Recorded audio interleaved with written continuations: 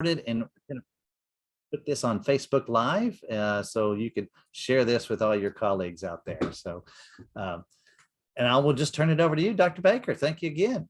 All right. Thank you so much, Eric. Well, welcome everyone. We're going to be talking about a really important topic, healing from physical and mental damages caused by substance use. Just a little bit about myself. I have a PhD in psychology, specifically in health psychology. I am a licensed professional counselor, both here in Texas and in Arizona. I'm originally from Arizona. I've lived in Arizona half my life. The other half of my life I've lived here. I'm a licensed chemical dependency counselor, advanced certified prevention specialist. My private practice is called Third Coast Counseling and Wellness, where I actually see people weekly. And that is really the bulk of what I do now. I started out in Arizona. I worked in substance use for 10 years, specifically with people that had opiate addictions. And then I worked for a psychiatric facility in the Phoenix area where I was a therapist, became a director, and then I moved to Texas. So I also teach college. I teach for one college out of Arizona, and I teach for another college out of Nevada in the counseling arena, both in substance use and also in mental health.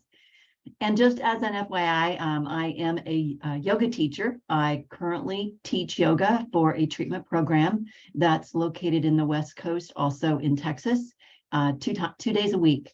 So I've been a yoga practitioner for 30 years and a yoga teacher for over 11 now. And my PhD specifically in health psychology is one I went back to school for so that I could learn about how the mind and the body connect and what we can do to improve that connection. So this topic today is actually very important to me because at a very young age, when I was living in Arizona, I had a substance use disorder myself, and I found alternative ways. One of them is yoga to help me change the course of my life. So that's what we're going to talk about today. I'm really glad to see, I see some of you are from Arizona, so I'm glad to see that. These are our objectives. We're going to be able to talk about what healing is about and the physical and mental damages that occur with substance use. We're going to be looking at what are important with various vitamins and nutrients in addiction recovery. We're also going to be looking at physical activity and regular exercise, which can combat addiction triggers and also curb cravings for substance use, as well as really contribute to overall feeling of well-being. Actually, the physical exercise was one of the aspects of my recovery that made the biggest difference when I was a young person in my 20s. And I still am extremely active in physical activity because it makes such a difference in my life. It's just kind of a funny, what fits your busy schedule today, exercising 1 hour a day or being dead 24 hours a day? I really believe in moving our bodies because that's what our bodies are made for. And when we don't move them, we can get a lot of challenges. I do have the chat box up for myself. And so the next portion is going to be questions that you have. So if anybody has any specific questions, if you could post those right now so that I could make sure we could cover those, that would be great. So if you have any questions, let me know.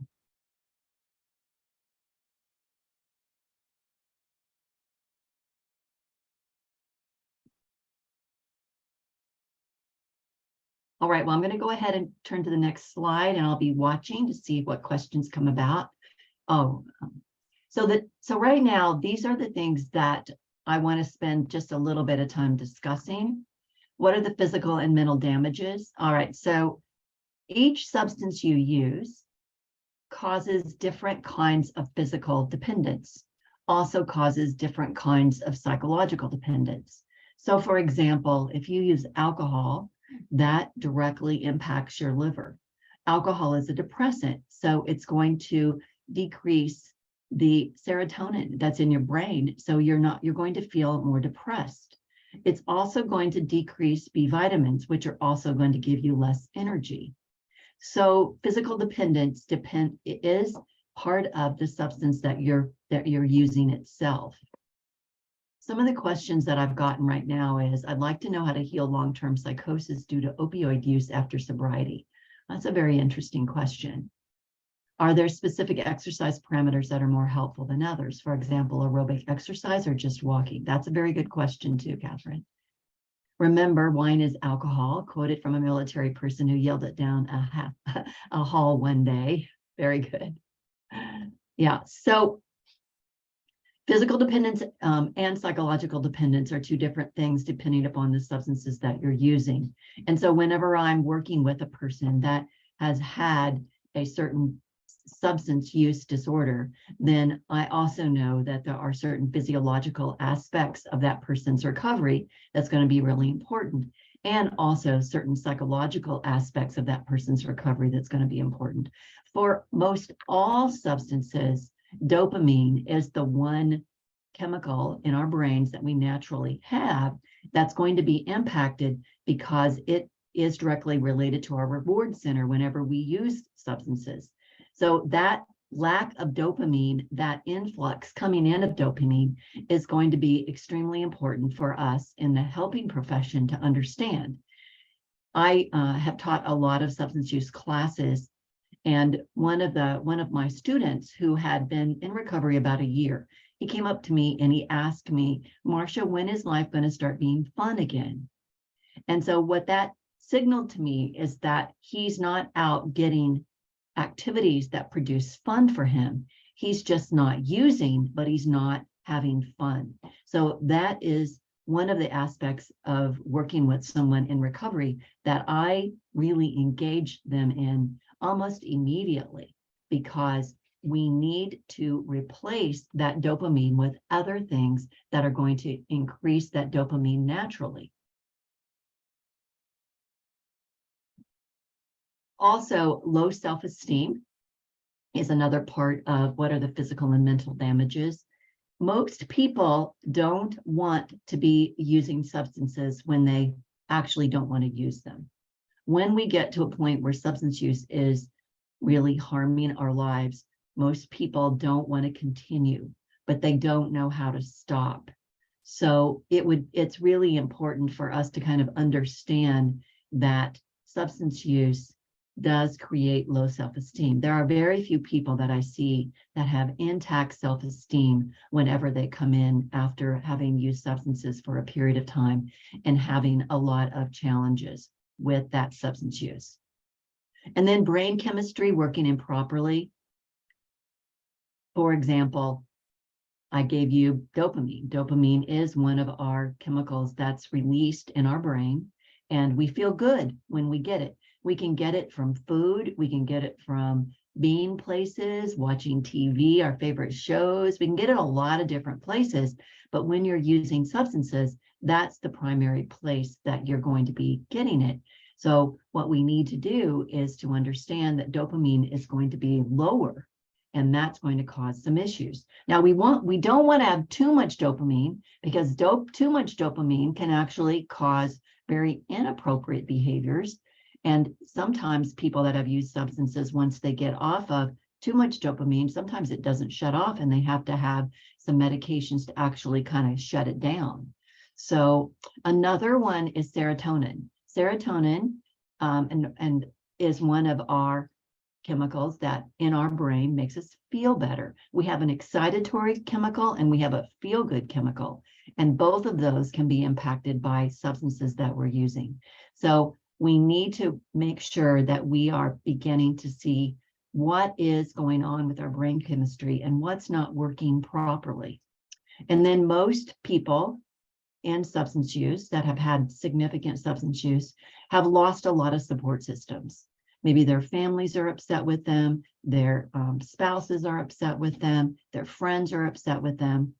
They don't have the positive support systems in their lives.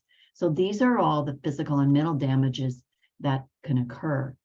If any of you would like to put in the chat box more, I would really love for you to talk about that, because I think it's so important for us to understand that when someone comes in with a substance use issue, it's not just substance use, but it is also much more. Catherine said, I've heard there's research indicating sunlight can help regulate dopamine.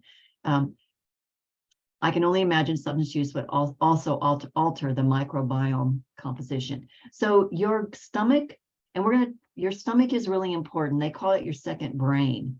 And your bacteria that is in our stomachs actually helps increase serotonin.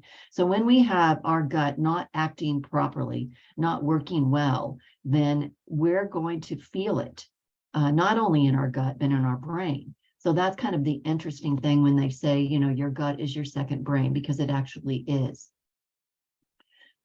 So I wanted to go back to sunlight. So sunlight actually not only can help regulate dopamine, but it decreases pain, and it helps us know when to turn off what we call melatonin, which is what helps us fall asleep at night.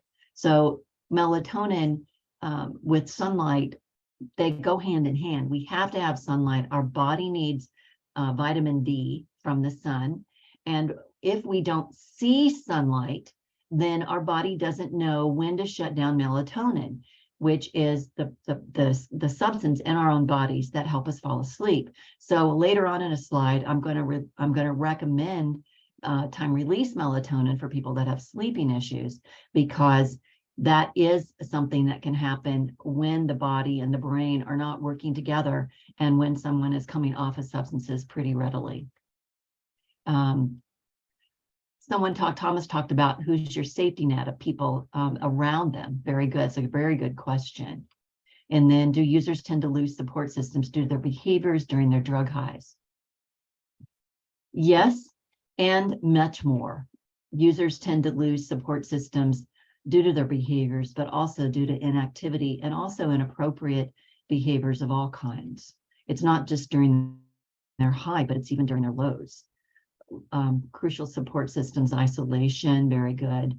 No, we don't meet to talking about Al-Anon. Al-Anon is a really wonderful way of getting support for family members, and AA or people or NA. Which is why COVID caused so many mental health issues. Yes, COVID did cause a lot of mental health issues. And since the pandemic, I have been full. My practice has been full, so I can attest to that. All right, recovery from the Substance Use and Mental Health Administration. This is the definition.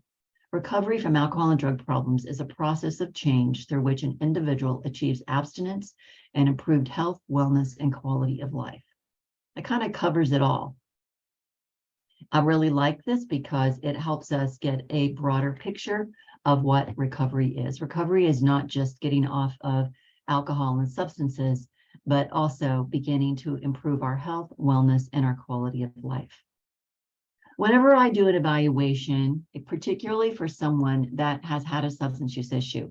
Now, these days, I might get someone that has a substance use issue that comes in, and depending upon where they are in their use, they may stay with me, or I may refer them to an intensive outpatient or a partial hospital or an inpatient facility, depending upon who they are and what's going on with them. So the length of time that someone has had a substance use issue after they have received, or after they're abstinent. Okay, so once they're abstinent, then I begin to look at what's going on with them, the seriousness of their substance use issue, and what I call their mental homeostasis. Where are they right now? How are they feeling? And what are they doing in their life? And then how long have they been feeling that way? Those are important questions for me to ask. So the length of time, so someone who's had a 10-year substance use disorder has been drinking or using drugs, let's say daily for 10 years. That's serious.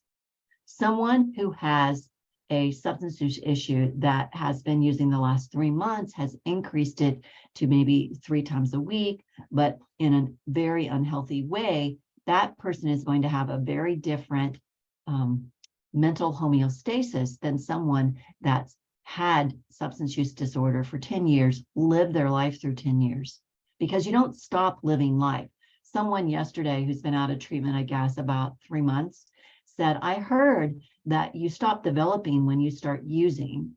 And I said, that's not true. You actually develop, you just develop under the guise of use.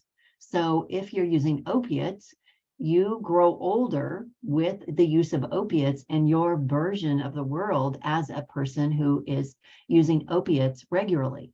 So we grow, but we grow differently. So when we come off of those substances, then we're left with what our world looks like, what our brain looks like, what our body looks like, because those substances skew it all. And it makes us look at the world very differently. So our reality is going to change. Let's see, I was going to go through. So this seminar is going to go until 1 o'clock. I'm sorry. Someone asked how long this is going to go. So we have a little bit more. I was taught reward centers in the brain can be damaged by substance use. Can damage be healed? So our brain can heal, but our brain is a very interesting organ. And there's a kind of a joke about the brain is so smart that we're not smart enough to know really how it works. So we can't work with autopsies with people alive. So the only kind of things that we can do is to do a lot of imaging and find out through our body's chemistry and imaging what's going on with the body. So can the damage be healed? Maybe not, but we can achieve a mental homeostasis, but just different. So learning to work with what you have during your recovery period would be important, and trying to do as much as we can to heal our bodies and our minds. That would be my answer to the question.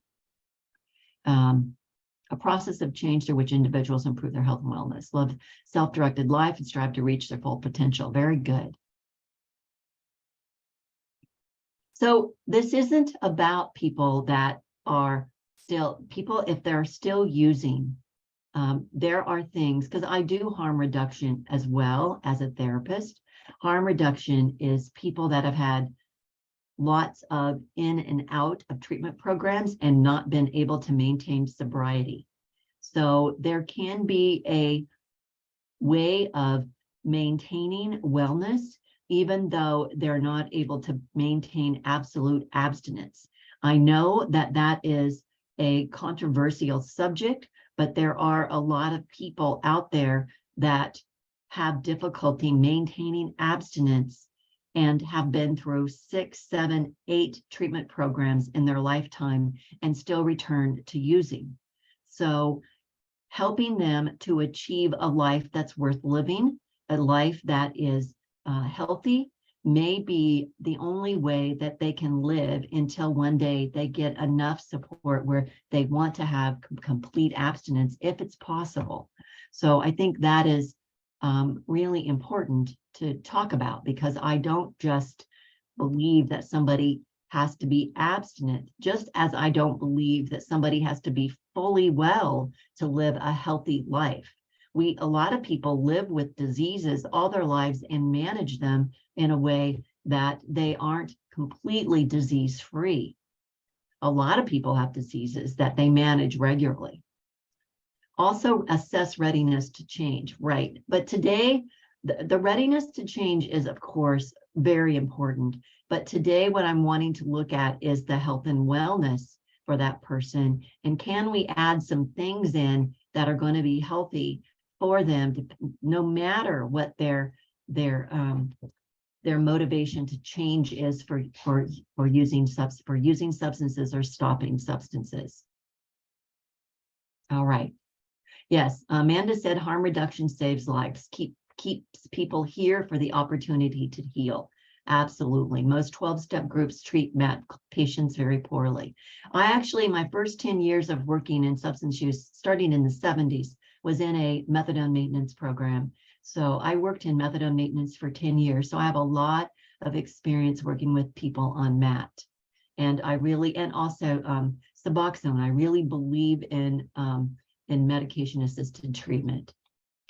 Can I expound on that? Where those people who can't seem to break the cycle, are there indicators? Feels like we assume people aren't strong enough, but that feels way one note to me. I absolutely agree with that.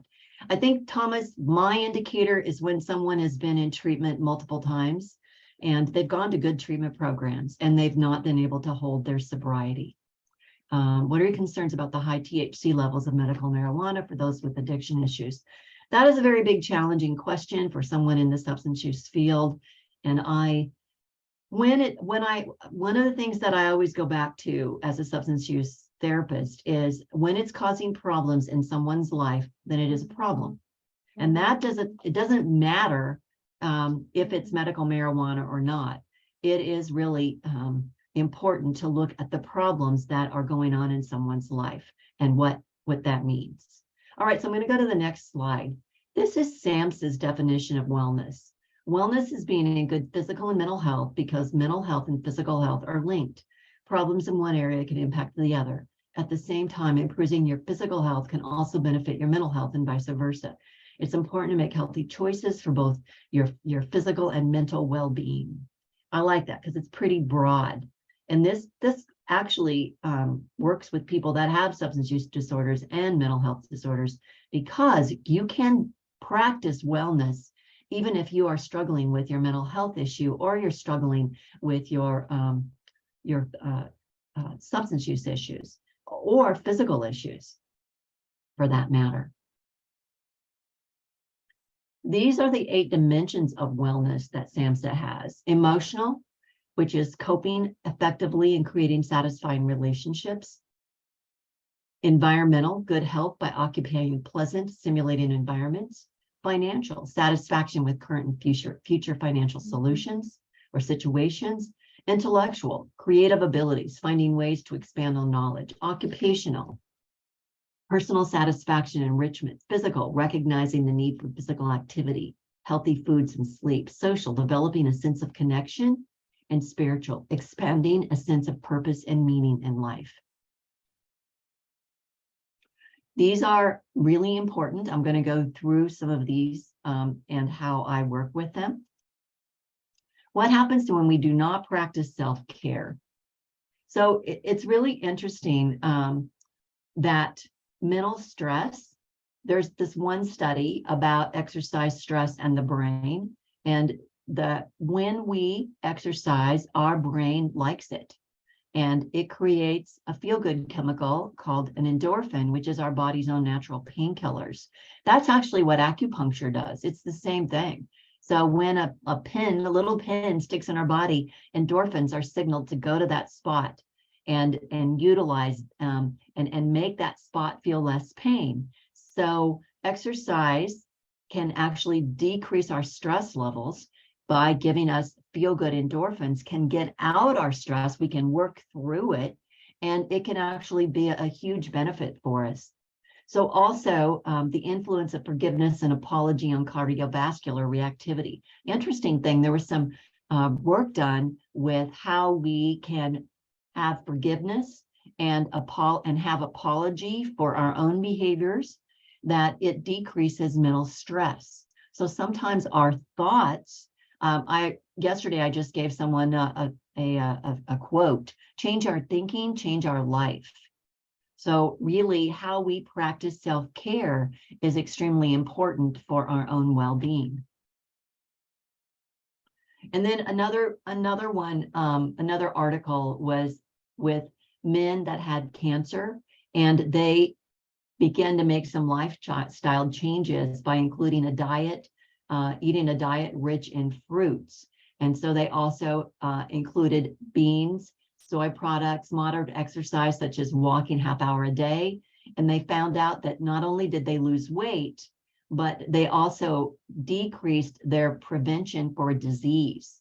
So when we practice wellness, even if we have a disease, we are beginning to mobilize our own body's defenses, our own body chemistry, and we're really helping our bodies to heal.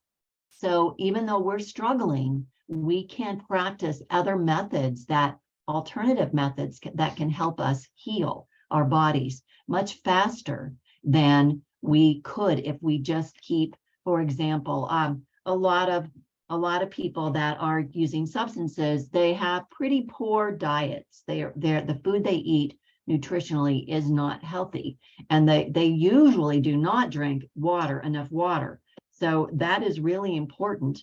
And the next slide will show nutrition. We need to be eating a balanced diet every day. And for most people that I see that have substance use issues, they're lucky if they eat one meal a day. Depending upon the substances they use, they may rarely even eat much during the day if they're using stimulants. So it's really important that they eat like our palm of protein for lunch and for dinner.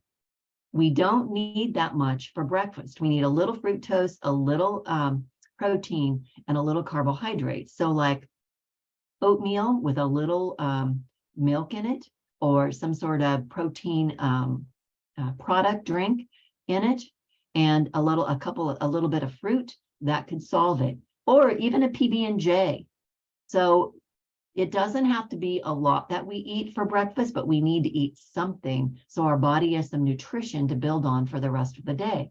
Then at lunch, protein the size of our hand. All of our hands are different sizes. And then carbohydrates the size of our fist, and then or fruits and vegetables the size of our fist. Now for dinner, the same thing for people that are young, but for people that are older, we need to cut out most of our carbohydrates in the evening meal. We can still eat a little, but not too much, because carbohydrates in our evening meal can actually keep us awake at night. So those are really important. Now, liquids, we need to be drinking about a gallon of liquids a day. And we can include some other liquids that are healthy, but alcohol definitely not include that, because alcohol actually dehydrates you. So if you're drinking any alcohol, you're going to need to drink a whole lot more water in order to stay hydrated. Those of us that live in warm climates, we need to probably be drinking in the summer more than a gallon of water a day. So water, we're mostly made of it. And when our body doesn't have enough in it, then we can have a lot of health issues. So it would be, I know many times living in Arizona, when I did not drink enough water, I would feel dizzy and kind of nauseous. So it was super important for me to be able to drink enough water that I stayed hydrated in the summer months, especially if I went outside and worked out, which I typically did, and I do now. So I drink water all day long, and I also take electrolytes when I'm working out, and I'm sweating a lot during some of my workouts, because electrolytes put back in what I've lost through dehydration. So these are some specific vitamins. Multivitamin, I would suggest we all take. All right. So because the food that we're eating, unless we're growing it ourselves, we're not going to get all the nutrients from our food these days. Our food, even though it may be organic, it's processed. It's farmed in big farming fields, and so the vitamins that we get from the food we eat. So just a good multivitamin, no color, no preservatives. That would be really important. And then for the morning, especially those who are active substance users, B12 sublingual or liquid in the AM with food. So B12 is what comes in dairy products, protein, particularly red meat, eggs. We typically, especially as we age, we don't get enough of that in our body. It gives us energy, it calms our neurological system down, and it actually helps us sleep better at night. So B12, and we can't take too much of it, we just urinate it out. I did a big research study in my PhD program on B12, and I started taking it myself. And I can tell you that it made a huge difference in my energy level, I don't have the fogginess that I used to have. It really made a big difference. So anybody, particularly if you're drinking alcohol or have been drinking alcohol, you're probably depleted in B12. So you're going to feel tired. You're going to feel somewhat depressed. You may have trouble sleeping at night, and you bring in B12, you're going to feel it. It's going to make a difference. Also, anybody that is a vegan has to take B12 because you can only get B12 from meats and dairy products. That's it. And then underneath of that is a substance called GABA. We have GABA in our own bodies. Actually, the interesting thing that would be important for GABA is that when people are prescribed Xanax or Ativan, that actually increases GABA in your body. So that we have it in our bodies, but for whatever reason, we may not have enough of it. You can actually take the supplement GABA instead of taking Xanax or some sort of other sedative-like substance that is highly addictive. And so some of my clients actually take GABA at night to sleep. I take it at night to sleep. It helps me. But some of my clients who have a lot of anxiety, instead of taking anxiety medication, actually take GABA during the day. And it makes them feel more relaxed. They're still cognitive available, but they're not, but it does help decrease anxiety a lot. Now, if you're taking any of these prescribed substances that increase GABA, you don't want to take GABA on top of it. But if you're not taking any of those and you want to try something that might decrease your anxiety or even help you sleep better at night, GABA would be something that you could take. L-tryptophan to relax at night and increase serotonin.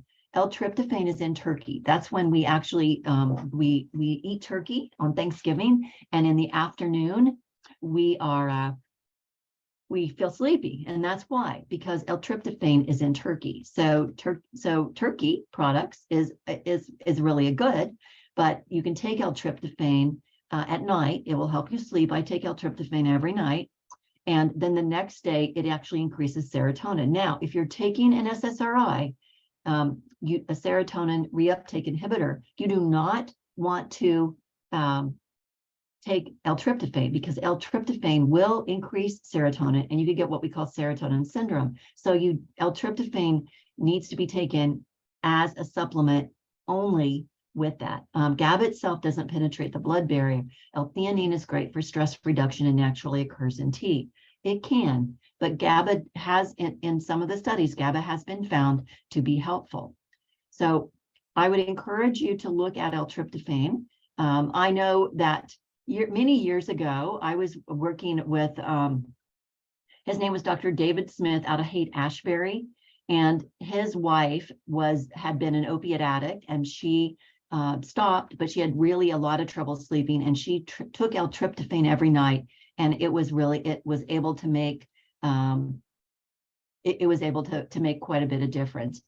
So if taking antidepressants, GABA can be taken. If you're taking antidepressants, I would want you to talk to your medical professional to make sure that that they feel comfortable with you taking it, because there are different kinds of antidepressants that are out there. So the next substance is called time-release melatonin 1 hour before bed. So this is what I was talking with you about earlier. When we don't get enough daylight, and especially I live in the Gulf Coast. In the wintertime, sometimes it can be cloudy. When I moved from Arizona to the Gulf Coast, I experienced pretty significant decrease in sleep, and also felt very lethargic, because in Arizona, the sun shines most of the time. And I was not used to having lots of cloudy skies. So sleep can become an issue if you're not outside getting sunlight, particularly in the morning. I work with a lot of people that have sleep issues who work the midnight shifts. So there are lamps that you can buy. You set it in for 45 minutes. They mimic daylight, they mimic sunlight. They have to be what's called 10,000 lumens, so that you have to sit under that for 45 minutes.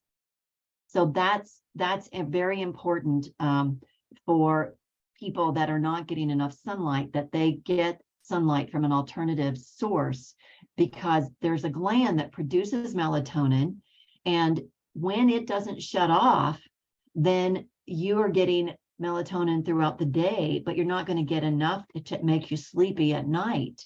So what we need to do is we need to turn it off by seeing sunlight, which our eyes process that, and then that turns off, and then it turns back on when it starts getting dark. And that's one of the reasons that we need to decrease the illumination of working on our computers or looking at our phones.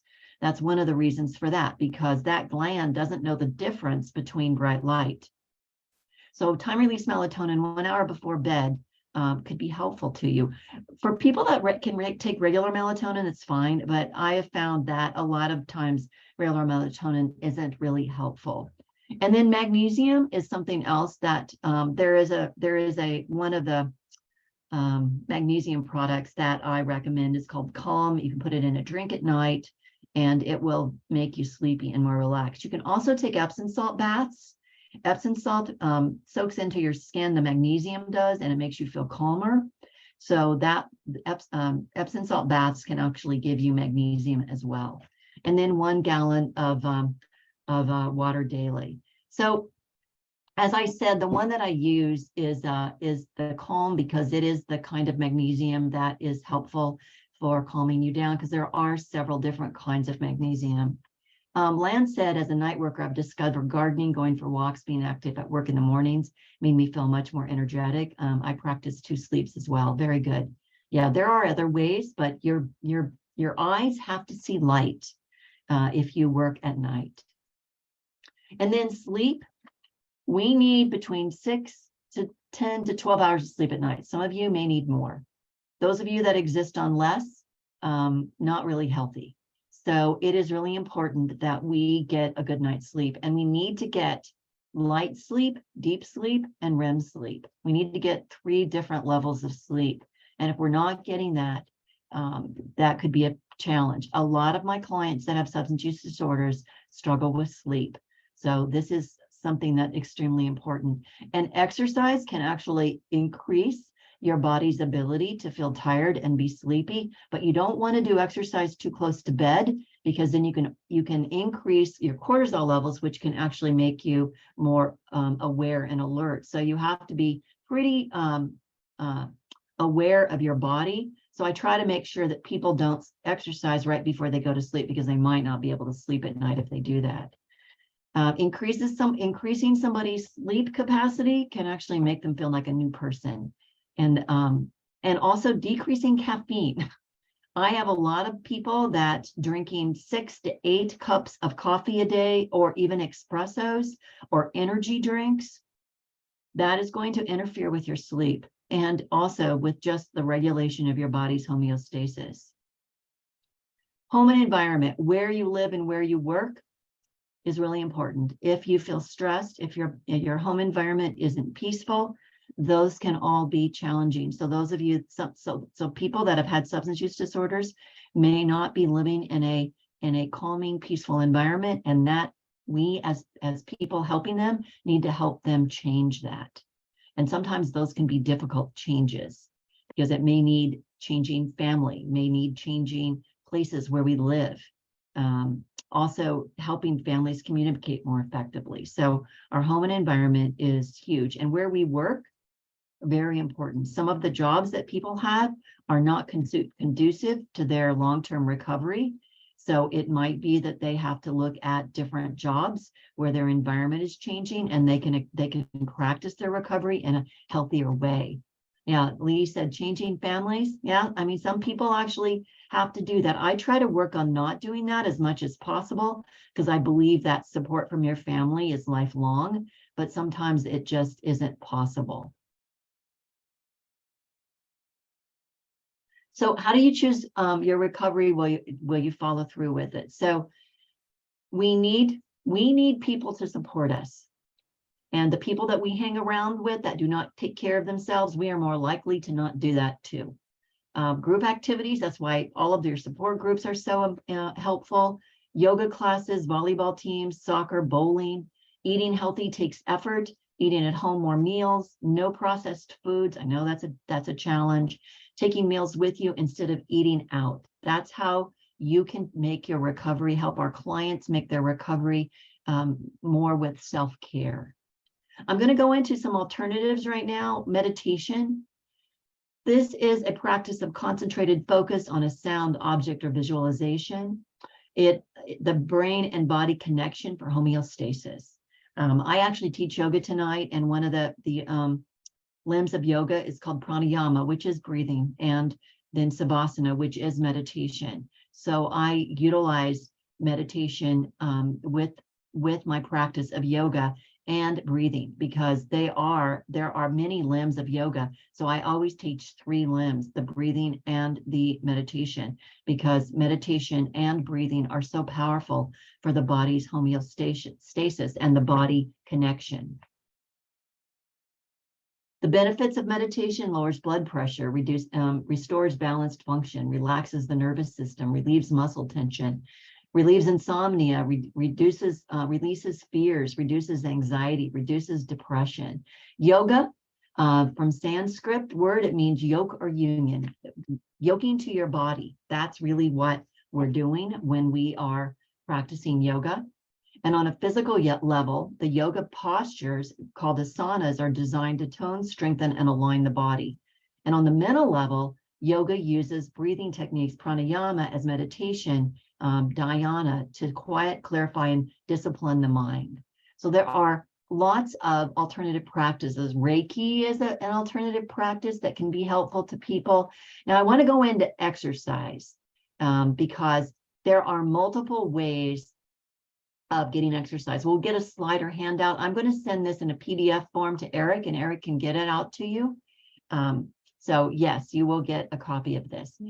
So exercise is just a super important part of our bodies. And I kind of want to talk about the things that I talk to people about that are really important when I do an evaluation of someone that comes into my office. I want to know how much they sleep. I want to know what they eat.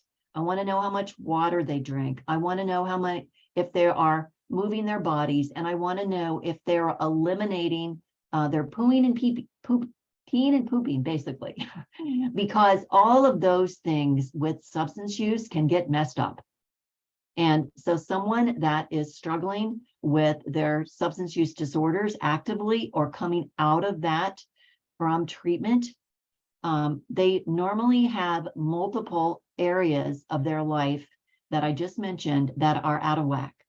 And so what I try to do is help them to get some of those into more of a stabilized place. Exercise, it doesn't have to be a formal way of exercise. It can be mowing your front yard. One day, it can be mowing the backyard. The next day, it could be cleaning intentionally for movement. Because our house, when we clean our house, we actually move around a lot and exercise, but we have to intentionally think about that movement and what we're doing. If you walk a lot during your work, or if you stand a lot, make sure that you are bending down and then standing back up, and bending down and standing back up every so often. They also say, like for myself, I sit down all day, but if I just get up 2 minutes every hour on the hour, it's as if I have walked. Because if I sit still, then I'm going to have a lot of physical issues as I age, and I'm already aging. But because of the movement that I do during the day, I'm not having those physical issues that I might be having because of all the challenges with just staying still. So I wanted to go through some of the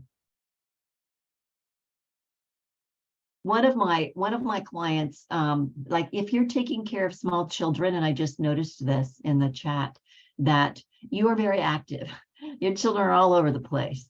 And so you're getting a lot of activity. Now I want to go back to dopamine with clients that have challenges with when they stop using substances, they feel pretty unhappy. They're not having a lot of happiness in life. So one of the things that I do is I help them to look at everything they like. What are the things that you like? Because typically when we like something, it produces dopamine. So I'm not talking just about food. I'm talking about comedies. I'm talking about music, places, people, things. One of the things that I like to do, and I know it's going to sound silly, I usually tell all my clients, is I chew bubble gum. I have been a bubblegum chewer since I was young, and I blow great big bubbles. I really, it makes me happy to chew gum. It's something that I enjoy. So I buy a huge bag of bubble gum and I keep it in my desk. and chew it. I don't chew it with clients when I'm doing therapy, but I chew it in between. And when I'm going to grocery stores or doing any of my activities, I chew bubble gum. Also, I keep things in my life and on my person that I enjoy. So I help people look at what are they doing in their life? What do they enjoy? Because those things are intentional dopamine producers. That's what we want. We want to encourage people to intentionally bring dopamine back into their life with natural things, natural activities, instead of using substances. Now, I want to also let people know that I do believe in medications. Medications can be helpful for people, specifically in early recovery, but also incorporating some of these areas of a person's life with nutrition, with proper sleep, drinking enough water, getting exercise, and really having time to think about their life early on in recovery and what they want to do can change the trajectory of their activities. Because many people will, in the first 90 days, we all know that those are really crucial for their continued recovery. So I have about 10 minutes left for questions and comments. And I also wanted, if any of you have any other things you'd like to say, because like someone said, hiking, playing with my kiddos, deep cleaning, pulling weeds. Yep, all very good. Environments in terms of being rhythmic, non-rhythmic. Right. So the interpretation, Lance, that I have with that is that how you feel in your environment. I think that is important. Do you feel safe in your environment? Because safety is big. Do you feel like you like where you're living? Is that helpful to us? Also, exercise. Doing it in groups of people, having a partner to exercise with can really help you, because that they can help you stay accountable. Erica said she worked at a daycare for 10 years before becoming a counselor, and those kids kept you literally on your toes, I'm sure. The brain is a part of my body. I treat my heart. Why wouldn't I treat my brain? Yep. Do we have specific ideas for the school setting rather than private practice? As far as, I guess, Susan, my question for that is, I'm not sure what you mean, but how do you help people in school settings? One of the things that I would recommend in schools, because I worked in an after-school setting, and one of the things that we did was help kids develop activities that they enjoyed doing even in their own rooms. I mean, yoga for kids is really wonderful, and meditation for kids is wonderful as well. And then also teaching kids and parents in school settings what are healthy foods, like giving opportunities for parents to take, healthy food classes, because a lot of parents will let their kids drink. I've had parents let their kids only drink sodas, like sugar sodas, and that's all they drink. So it's really important that kids understand what that does for them in a negative way, and how water can actually be healthy, and how we can make water taste good, because water can taste really good if we put fruit in it. Mind, body, spirit all need to be taken care of. Julie, it's good to see you, or good to hear from you. I had to constantly have my eyes in the back of my head. I would be physically exhausted at the end of the day. There's so many multivitamins in the market. Do you recommend? One of the ones I recommend, like HEB has their own like Central Market brand. That's actually a really good one. I like HEB because their products are pretty inexpensive and they're readily available to people. And Amazon has a lot of vitamins, but remember, no preservatives and no color. That would be really important. Clayton Lee is asking 10,000 illumination light. I have one, but I haven't used it much. Yeah, so that's what it has to be, 10,000 lumens. That is really important for that light to be on us. There's so many you can also get the gummies. Kids like gummies. A lot of the gummies have vegetable dye in them, which is fine, but you don't want to get the artificial dye, because that can be hard. Any other questions that I have? There were a lot of them. I really thank you all for coming to this training. So much good information. Thank you. And we will post the PDF of the presentation on our website, and I'll put that link on the follow-up email for tomorrow. Let's see, a few more questions. I saw probiotics. I Oh, saw a yes. few questions All about right. that. Yeah, so the gut health. So there are some natural probiotics that sauerkraut. You can actually eat sauerkraut. I love sauerkraut, by the way. So that is a really good one. There are also I also eat a Greek yogurt that has probiotics in it. So yogurt is very helpful for kiddos. What I say is get them yogurt. The yogurt there are a lot of them out there that kids love. So eating yogurt daily would actually help. You can take a supplement for a probiotic, but you have to be careful. I recommend people, if they're going to try it, start with a very small amount of bacteria in it, because it could make you kind of feel sick, and not take it during the day, but take it at night when you sleep at night. But our gut health is extremely important. I eat Greek yogurt every day with some berries in it in the afternoon, just to make sure that I have some good gut health. Plus, I also take another probiotic at night. I'm pretty old, so I really kind of build up that part of my body, because I know how important it is. Yes. Yogurt, honestly, the Greek yogurt that they have out there is really good, very tasty. I would encourage you to put it in smoothies. Kids don't even know they're eating it. Adults don't know they're eating it. So gut health is really important. Kefir is good. I also have kefir. Oh, good. I'm glad you brought that up. Kefir is very similar to a yogurt, but it's drinkable. And I actually like the goat milk kefir. I just prefer that. It tastes better to me, but there are a lot of kefirs out there. There are also flavored kefirs. So I usually take the kefir that doesn't have any flavoring, it doesn't have any sugar in it, just because I don't want those effects. But there are a lot of really good kefirs out there. Yeah, Bulgarian yogurt or kefir are really great. Very good. A lot of you know a lot of information. All right. Oh boy, there's some great comments and great questions. I love that. Yes, very good. Thank you all for asking those questions. Well, thank you again. This is, such a vital piece of keeping people sober and happy and well balanced. And, it's a no-brainer, but so often we overlook this piece. And so we strive to do that at Starlight Recovery Center with our clients.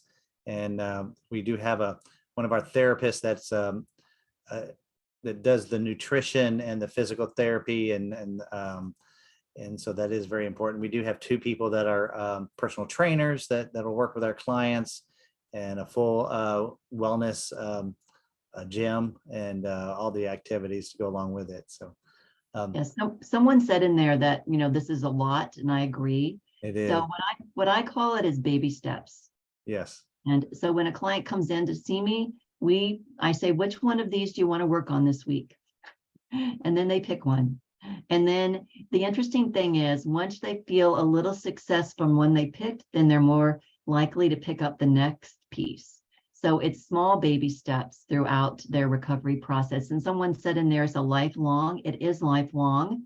And that's one of the reasons that I do all the things that I'm talking to my clients about, I actually do for myself, because I feel hypocritical if I'm not doing some of these things that I'm recommending my clients to do, if I'm not doing them myself. So I really work on self-care for me as well.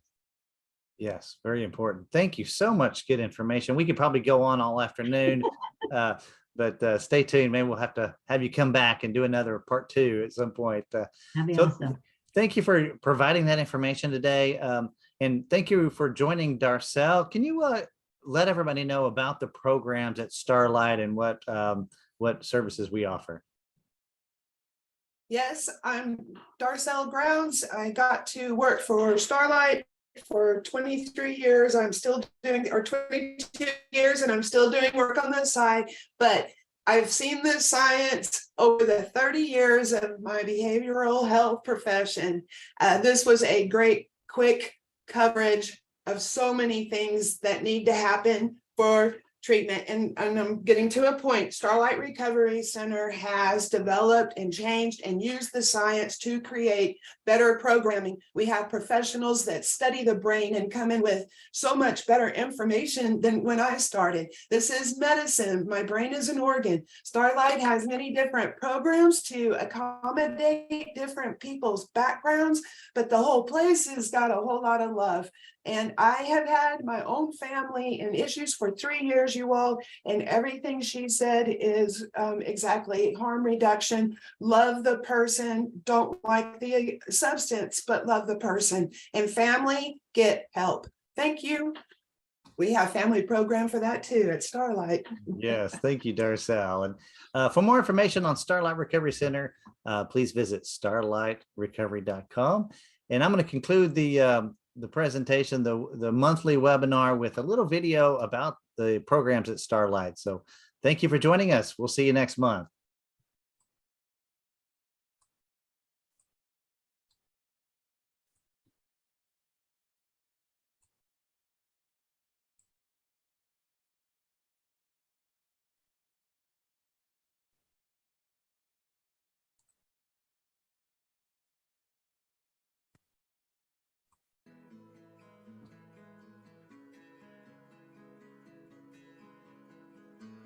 No, we might get cut off here in a minute and people are still on here, but My name is Salvador Cifuentes Jr. I am the Director of Nursing here at Starlight Recovery Center. I am grateful for this opportunity because this place saved my life over 5 years ago. The doctors, the clinicians, the counselors, the nurses, all the people here were able to give me an opportunity to be the man that I am today.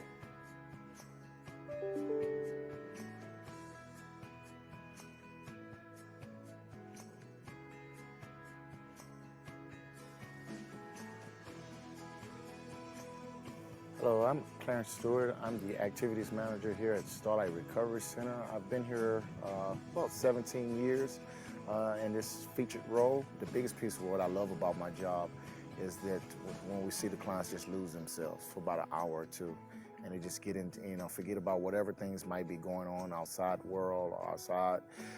They just lose themselves for a couple hours, and that's what we encourage and we help do in our activity role.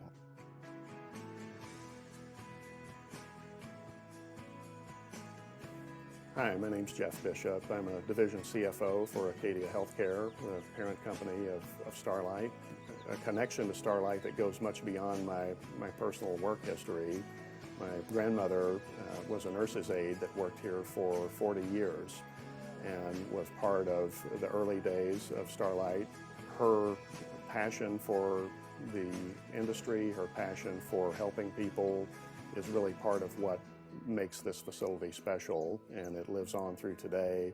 And I'm very proud and grateful to be part of the mission of Starlight and Acadia Healthcare.